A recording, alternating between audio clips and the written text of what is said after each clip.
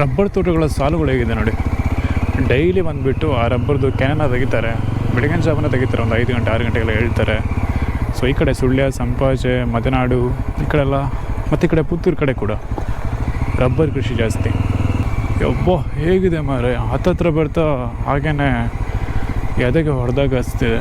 ಗಡಾಯಿಕಲ್ಲು ಅಂತೇಳಿ, ಓಕೆನಾ, ಗಡಾಯಿಕಲ್ಲು ಅಂತ. ಮತ್ತು ಇನ್ನೊಂದು ಯಾವುದು ನರಸಿಂಹನ ಗುಡ್ಡ ಅಂತೇಳಿ ಕರೀತಾರೆ. ಸೊ ನೀವು ಈ ಕಡೆ ಪುತ್ತೂರು ಕಡೆ ಬಂದರೆ ಖಂಡಿತ ಈ ಒಂದು ಜಾಗ ಕೂಡ ಬರ್ಬೋದು. ಒಂದು ಪಕ್ಕ ಟ್ರೆಕ್ಕಿಂಗ್ ಇರ್ತಕ್ಕಂಥ ಜಾಗ. ವಾವ್, ಗಡಾಯಿಕಲ್ಲುಗೆ ದೂರದಿಂದಲೇ ಸುಸ್ವಾಗತ. ಅಬ್ಬಾ, ಈ ಮನೆಯವರಿಗೆಲ್ಲ ಬೆಳಿಗ್ಗೆ ಇದ್ದಾಗ ಎಂಥ ವ್ಯೂ ಕಾಣ್ಬೋದಲ್ವಾ.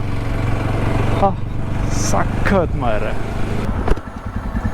ಪುತ್ತೂರಲ್ಲಿ ಒಂದು ಬ್ರೇಕ್ಫಾಸ್ಟ್ ಮಾಡಿಬಿಟ್ಟು ಇವಾಗ ನಾವು ನಮ್ಮ ಲೊಕೇಶನ್ ಹೋಗ್ತಾ ಇದ್ದೀವಿ.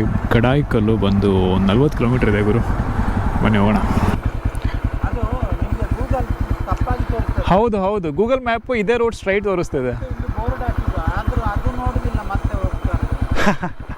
ಇದು ಯಾವ ಊರಿದು? ಲೈಲಾ ಗ್ರಾಮ. ಲೈಲಾ ಗ್ರಾಮ ಅಂದರೆ ದಕ್ಷಿಣ ಕನ್ನಡ ಜಿಲ್ಲೆನಾ? ಮಾನ್ಯುಮೆಂಟ್ ಜಮಲಾಬಾದ್ ಕೋಟೆ ನಾಡು. ಓ, ಇದು ಜಮಲಾಬಾದ್ ಕೋಟೆ ಅಂತೆ.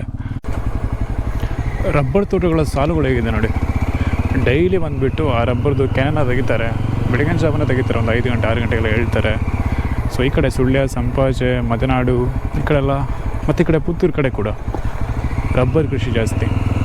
ಯಬ್ಬೋ ಹೇಗಿದೆ ಮಾರೆ, ಹತ್ತತ್ರ ಬರ್ತಾ ಹಾಗೇ ಎದೆಗೆ ಹೊಡೆದಾಗ ಅನಿಸ್ತಿದೆ. ಗಡಾಯಿಕಲ್ಲು ಅಂತೇಳಿ, ಓಕೆನಾ, ಗಡಾಯಿಕಲ್ಲು ಅಂತ. ಮತ್ತು ಇನ್ನೊಂದು ಯಾವುದು ನರಸಿಂಹನ ಗುಡ್ಡ ಅಂತೇಳಿ ಕರೀತಾರೆ. ಸೊ ನೀವು ಈ ಕಡೆ ಪುತ್ತೂರು ಕಡೆ ಬಂದರೆ ಖಂಡಿತ ಈ ಒಂದು ಜಾಗ ಕೂಡ ಬರ್ಬೋದು. ಒಂದು ಪಕ್ಕ ಟ್ರೆಕ್ಕಿಂಗ್ ಇರ್ತಕ್ಕಂಥ ಜಾಗ. ವಾವ್, ಗಡಾಯಿಕಲ್ಲುಗೆ ದೂರದಿಂದಲೇ ಸುಸ್ವಾಗತ. ಅಬ್ಬಾ, ಈ ಮನೆಯವರಿಗೆಲ್ಲ ಬೆಳಿಗ್ಗೆ ಇದ್ದಾಗ ಎಂಥ ವ್ಯೂ ಕಾಣ್ಬೋದಲ್ವಾ. ಸಖತ್ ಮಾರೆ.